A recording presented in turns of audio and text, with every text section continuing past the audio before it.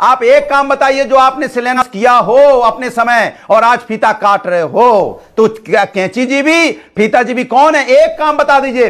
समाजवादी के काम नहीं जो समाजवादी ने शुरू किए और आप काटने पहुंच गए कैंची लेके, टक टक टक करके जो योगी जी लिए कैंची घूमते रहते हैं ना बीजेपी के नेता। कहां समाजवादी काम हिलाव काटे, कौन सा हॉस्पिटल बनाए काटे, कौन सा एक्सप्रेस वे बनाए काटे, कौन सा यहां पे स्टेडियम बनाए काटे, कौन सी योजनाएं काटे। एक योजना बता दीजिए जो आपने शुरू की हो आपने खत्म की हो, बताइए आप एक योजना। सुधांशु जी एक बताइए प्रोजेक्ट। चैलेंज है। मुझे लगता है अनुराग जी आवेश और आवेग में आकर लगता है कि मानसिक नहीं शारीरिक संतुलन में उनका अस्थिर होने लगता है, वो हिलने डुलने लगते हैं बोलने में। अब मैं अगर एक बोल दूंगा तो एक ही योजना बताऊंगा, पर आपके दिल पे चोट तो नहीं लगेगी अनुराग जी। एक योजना बताइए क्या है। आपने हज हाउस बनाया था, हमने श्री राम जन्मभूमि का शिलान्यास किया है और उसका पूरा और भव्य काशी की शुरुआत हमारे जमाने में हुई और कल प्रधानमंत्री इसका लोकार्पण करने जा रहे हैं। बस यही अंतर है। आपके में हज हाउस का लोकार्पण हो रहा था, प्रधानमंत्री जी 13 दिसंबर को भव्य काशी और दिव्य काशी का हमने प्रोजेक्ट पूछा था, आ गए आप कहानी बताने आ गए, बता दिया। कैसा लग रहा है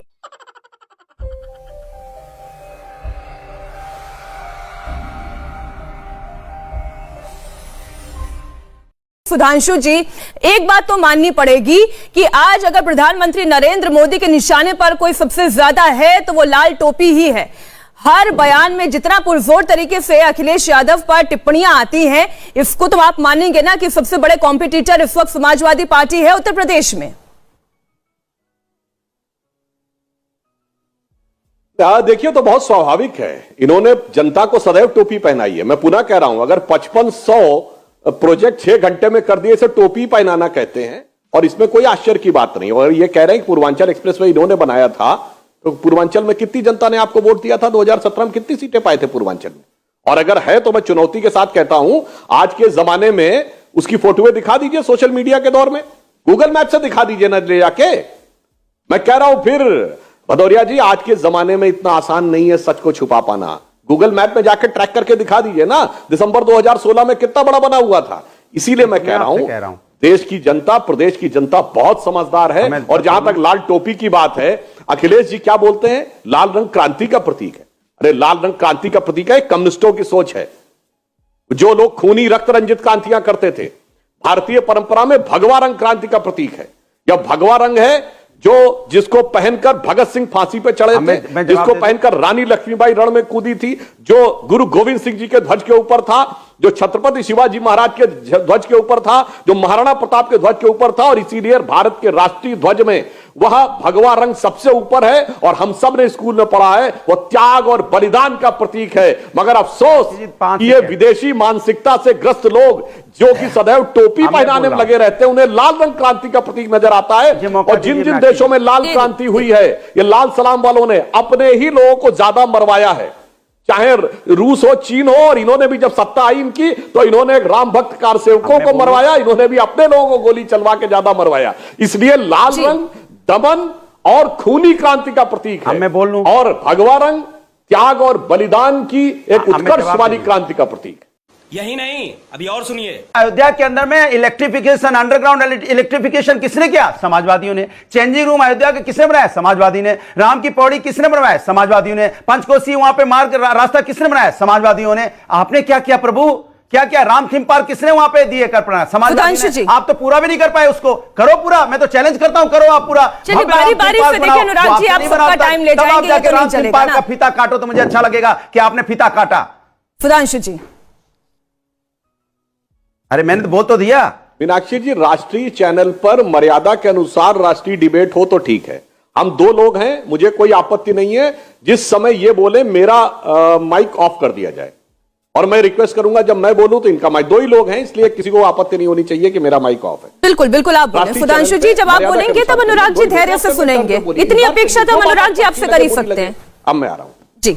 हाँ, अब मैं, अरे मैं तो सुन ही रहा हूं, मैं कहां बोला उनके बीच में? देखिए समस्या क्या है भाई कि इन्होंने अभी देखिए आवेग में क्या बोल गए कि राम की पैड़ी इन्होंने बनवाई। राम की पैड़ी किस जमाने में बनी थी? 1987 में।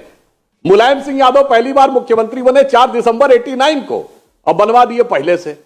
ऐसे गिनाने लगते हैं धारा प्रवाह में। कोई भी जाके आजकल चेक कर सकता अनुराग जी, इसीलिए मैं कह रहा हूं आज के जमाने में ऐसे बोल के निकल जाना, आप साइकिल आपकी सवारी है फटफटिया की तरह बोल के निकल जाना इतना आसान काम नहीं है मान्यवर। राम की पैड़ी कांग्रेस के जमाने में बनी थी, मैं बिल्कुल ईमानदारी से यह बात कहता हूं। अब मैं दूसरी बात के ऊपर आता हूं। आपके जमाने में पूर्वांचल किसके लिए जाना जाता था? अबू सलेम, छोटा शकील, मुख्तार अंसारी, अतीक अहमद। हमारे जमाने में किसके लिए जाना जाता है? गोरखपुर का एम्स, फर्टिलाइजर का कारखाना, आजमगढ़ में, वो आजमगढ़ जहां से मुलायम सिंह यादव जी कितने लंबे समय तक सांसद रहे, वहां विश्वविद्यालय का शिलान्यास हुआ है, मगर अब हुआ है।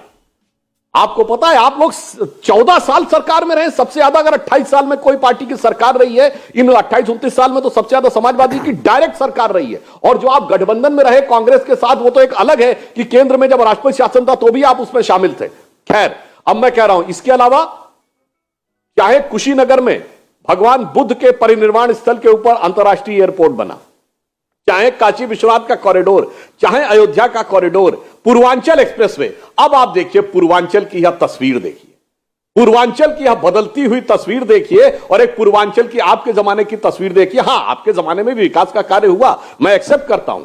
आपके इटावा के दौर से लखनऊ और दिल्ली दोनों को जोड़ने वाली सड़क, सैफई में जगमगाता हुआ महोत्सव हुआ।